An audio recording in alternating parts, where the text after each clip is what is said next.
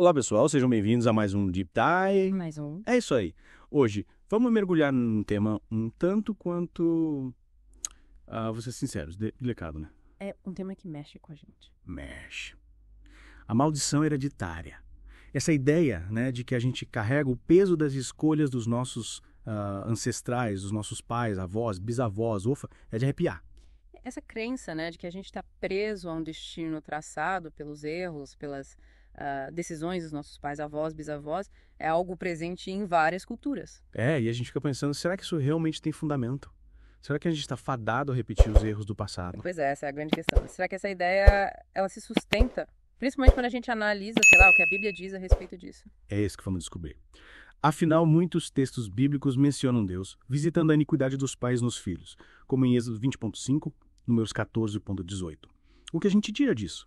Estamos fadados a repetir os erros das gerações passadas. É isso mesmo? Olha, esses textos, eles realmente falam sobre as consequências, né, que se estendem por gerações.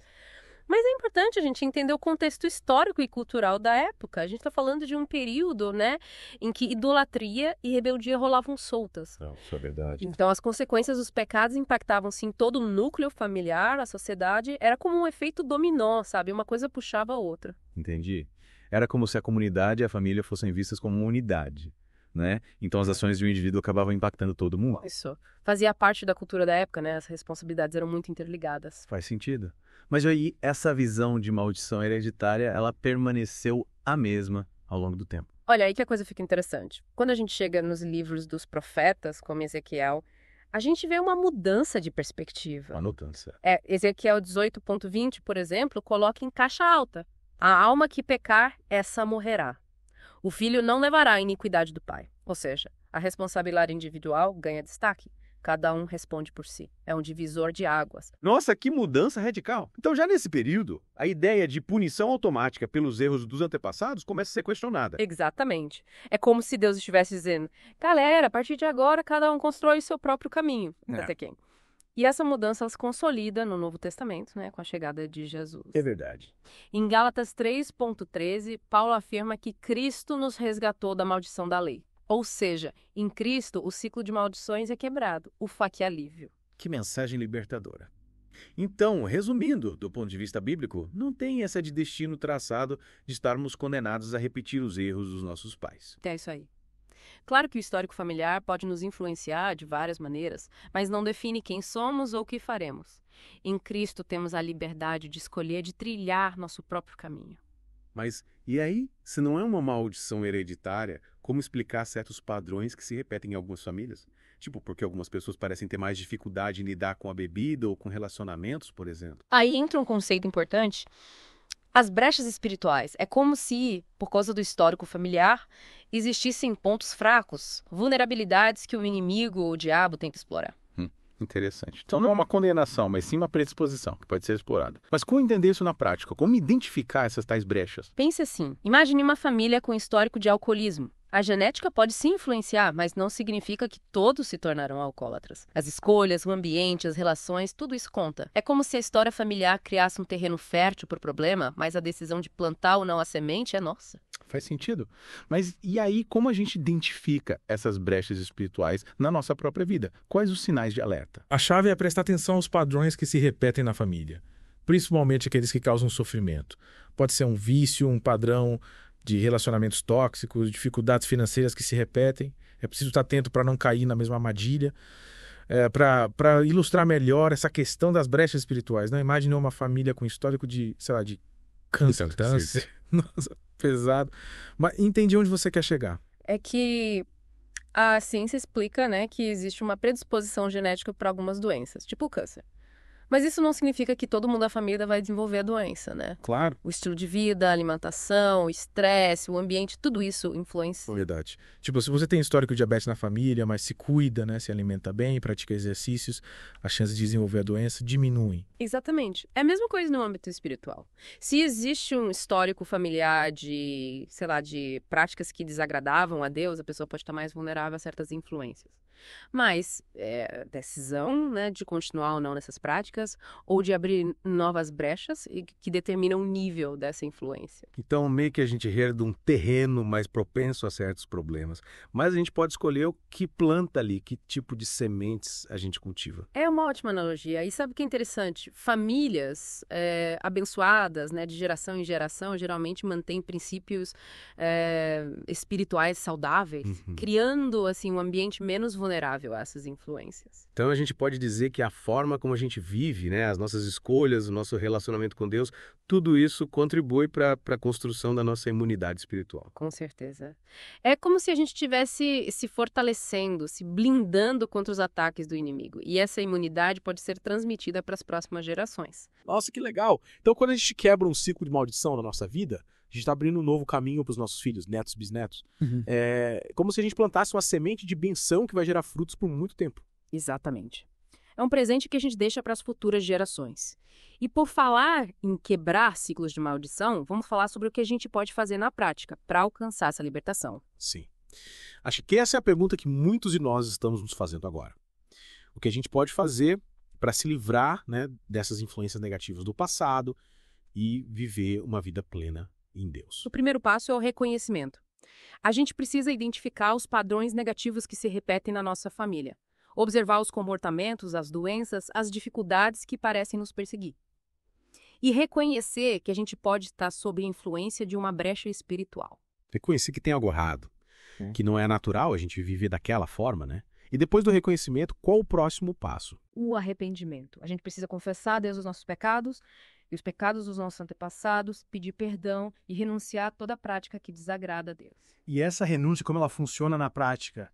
O que a gente precisa fazer? É preciso romper com todo e qualquer comportamento, pensamento ou sentimento que esteja dando legalidade para o inimigo agir na nossa vida. Se for um vício, a gente precisa abandonar completamente. Se for um relacionamento tóxico, a gente precisa se afastar. Se for um ressentimento, a gente precisa perdoar. É um processo de faxina interior, sabe? Certo. É como se a gente estivesse limpando a casa, jogando fora tudo que não presta. Mas se a gente estiver com dificuldade de fazer essa renúncia sozinho, o que a gente pode fazer? Nesse caso, é fundamental buscar ajuda. A gente pode conversar com um pastor, um líder espiritual, um conselheiro cristão, né? Eles podem nos orientar, nos dar suporte nesse processo. É como ter um personal trainer espiritual, né? Alguém que te acompanha, te motiva e te ajuda a alcançar os seus objetivos. E além da renúncia, o que mais a gente pode fazer para quebrar essa maldição hereditária? A gente precisa quebrar a legalidade que o inimigo tem sobre a nossa vida. E isso pode ser feito através da oração e do jejum. Oração e jejum. Mas como isso pode nos ajudar nesse processo? A oração é a nossa comunicação direta com Deus, né? É através dela que a gente apresenta as nossas necessidades, os nossos pedidos de ajuda. E o jejum é uma forma da gente se humilhar diante de Deus, de mostrar que a gente está dependente dele. Então a gente se coloca numa posição de humildade, reconhecendo que a gente precisa da ajuda de Deus para vencer essa batalha. Exatamente. É como dizer, Senhor, não consigo fazer isso sozinho. Preciso da tua força, da tua intervenção na minha vida. E quando a gente ora e jejua com fé, a gente está abrindo espaço para que o poder de Deus atue na nossa vida. Então a gente pode dizer que a oração e o jejum são como armas espirituais que a gente usa para combater o inimigo. Sem dúvida. E são armas poderosas. Quando a gente usa com fé e persistência, a gente tem a certeza da vitória. Mas e depois que a gente já fez tudo isso? Reconheceu a brecha, se arrependeu, renunciou ao pecado, orou, jejuou? O que mais a gente precisa fazer? O próximo passo é crucial. A gente precisa viver em obediência a Deus, manter uma vida alinhada com seus princípios, buscar a sua presença diariamente, se alimentar da sua palavra. É como se a gente construísse um muro de proteção ao redor da nossa vida, impedindo que o inimigo volte a ter acesso. Então não basta só limpar a casa, a gente precisa mantê-la limpa e organizada, né? E como a gente pode ter certeza de que a gente está no caminho certo? Como saber se realmente quebrou a maldição? Os frutos da nossa vida vão mostrar. Se a gente está vivendo em paz, com alegria, com prosperidade, se os nossos relacionamentos estão restaurados, se as nossas finanças estão em ordem, se a nossa saúde está boa. Esses são sinais de que a maldição foi quebrada e que a gente está vivendo sob a benção. Que maravilha! É isso que todos nós queremos, viver uma vida abundante em Cristo, livre de toda opressão e maldição. Mas é para aquela pessoa que está desanimada, que já tentou de tudo para se livrar de uma maldição hereditária, mas não consegue ver resultados. O que você diria? Eu diria para ela não desistir. A luta pode ser difícil, mas a vitória é certa para aqueles que perseveram. Deus é fiel e Ele nunca nos abandona. Continue buscando a Deus, continue orando, continue jejuando, continue renunciando ao pecado. E confie que no tempo certo Deus vai te dar a vitória completa. Que palavras de ânimo. É isso aí, gente. Não podemos desanimar. Nossa luta é real, mas o nosso Deus é maior. E lembre-se, você não está sozinho nessa batalha. A igreja, a comunidade dos cristãos está aqui para te apoiar, te fortalecer e te ajudar a alcançar a vitória. É verdade. E falando em comunidade, que tal a gente continuar esse papo super importante na próxima parte do nosso Deep Dive? Afinal, ainda tem muita coisa pra gente conversar sobre esse tema. Com certeza. Tem muita coisa legal para a gente compartilhar com vocês. E claro, a gente quer ouvir as suas experiências, as suas dúvidas, as suas histórias de superação. Então não deixem de comentar aqui embaixo e compartilhar esse vídeo com seus amigos. Isso aí. Vamos espalhar essa mensagem de esperança e libertação pro mundo.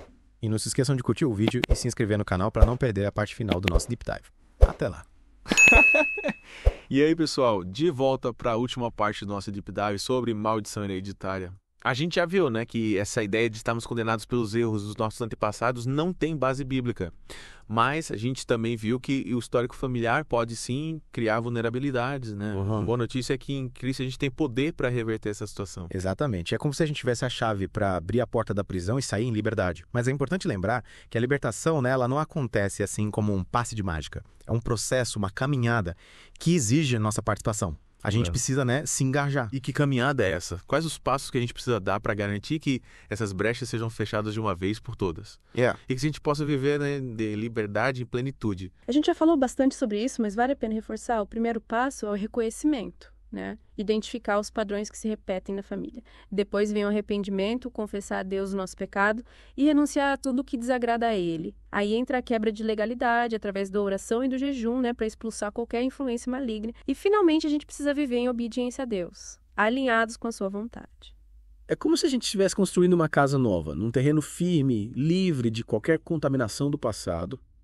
E essa casa precisa ter alicerces fortes, paredes sólidas, portas e janelas bem protegidas, para que o inimigo não consiga mais entrar. Perfeito. É como se a gente estivesse trocando de casa, sabe?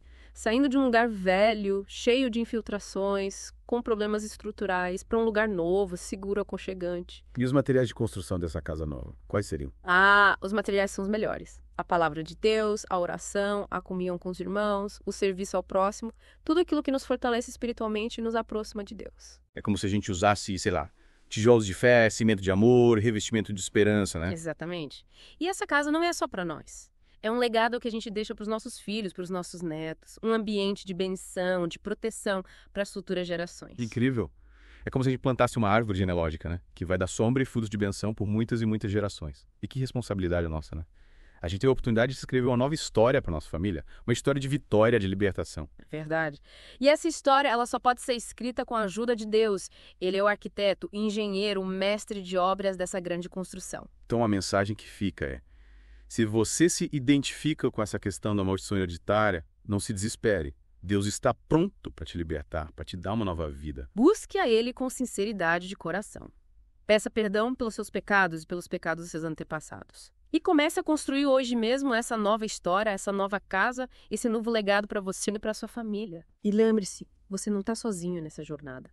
Conte com a nossa comunidade, com os nossos irmãos em Cristo, para te apoiar, te encorajar, te fortalecer. Compartilhe sua história nos comentários, participe das nossas orações e vamos juntos construir um futuro de bênçãos e vitórias. E antes de finalizarmos, aquele último lembrete. Não esqueçam de curtir o vídeo e se inscrever no canal para não perder nenhum dos nossos próximos Deep Dives. Ativem as notificações para serem avisados sempre que a gente tiver um novo episódio.